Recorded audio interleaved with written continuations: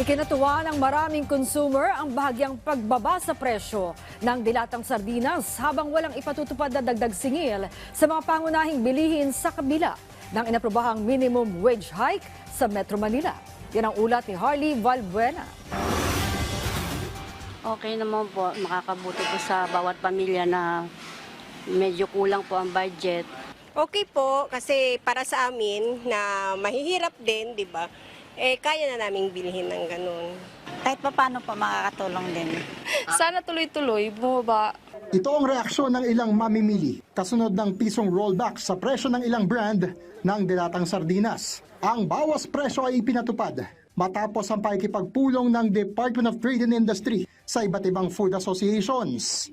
There is a rollback, meaning nagmura sila ng 1 peso on yung mga sardinas nila like Ligo, and meron ibang sardines sila na dun nag-rollback po sila ng 1 peso.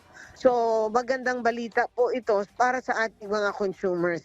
Sa latest suggested retail price ng DTI, naglalaro sa 15 pesos and 25 centavos hanggang 21 pesos and 25 centavos ang SRP sa kada lata ng sardinas at mababawasan ito ng piso para sa mga brand na nagpatupad ng rollback. Sinabi ni Secretary Roque na ang rollback ang patunay na tumutugon ang manufacturers sa panawagan ni Pangulong Ferdinand R. Marcos Jr.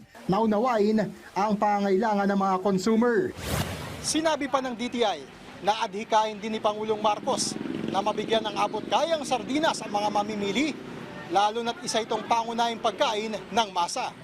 Makikipag-ugnayan ng Trade Department sa iba pang brand ng sardinas para sa posibleng pagpapatupad din ng rollback. Samantala, sa harap naman ng pangambang tumaas ang presyo ng mga produkto at serbisyo dahil sa inaprobahang 50 pesos na dagdag sa minimum wage sa Metro Manila.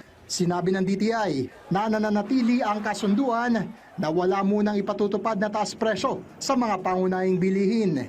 Hindi pa rin nakikitang makaapekto sa presyo ng mga produkto ang unstable na presyo ng langis dahil sa gulo sa Middle East. For now po, we agreed on a no price increase. For now, there's really no price increase for basic necessities and prime commodities. Harley Valbuena para sa Pambansang TV sa Bagong Pilipinas.